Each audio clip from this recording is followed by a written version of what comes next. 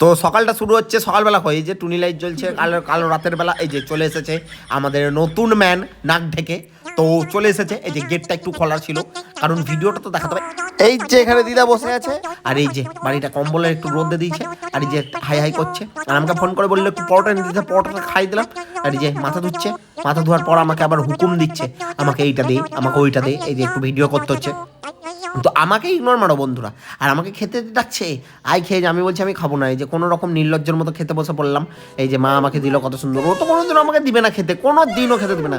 আর ও মা আমাকে কত ভালোবাসে। এই যে বাড়িতে ঢুকেছিল সাপ, আর আমি ছিলাম দোকানে, আমাকে ফোন করে পাগল করে দিল। এই অ্যানাকন্ডা ঢুকে গেছে, অ্যানাকন্ডা ঢুকে গেছে, বাড়িতে আয় বাড়িতে আয় বাড়িতে আয়। আমি সেই কোনো রকম দৌড় মেরে ওরে বাপরে কোনো রকম ব্রিজ দিয়ে এসে সে কোনো রকম পৌঁছালাম বাড়িতে, ঠিক আছে। আর ইনি বলছে আমার গা হাত পা ঠান্ডা হয়ে গেছে, আমি এই সাপের জন্য আমি মরে যাবো, আমাকে যদি কিছু করে আমি মরে যাবো। আর এই ঘুপটি মেরে বসে আছে। আরে ওরও তো ভাই জীবন আছে, ওরও তো ভাই প্রাণ আছে, ওরও তো ভাই ভয় আছে। ওর থেকে বেশি ইনি ভয় পেয়ে গেছে, ওর থেকে বেশি। ও এক জায়গায় ঘুপটি মেরে বসে আছে, আর আমি দৌড় মেরে এসেছি, এসে বলছে সাপটা আর নাই।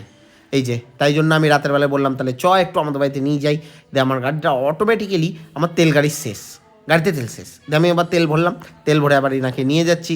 নিয়ে গিয়ে আমি আমার বাড়িতে চলে এলাম। দিয়ে বাড়িতে এসে আমার খুব খিদে পেয়েছিল, আর এত খিদে পেয়েছিল কি বলবো। মাকে বললাম মা খেতে দাও, মা বলছে ঘুগনি আছে মুড়ি খা।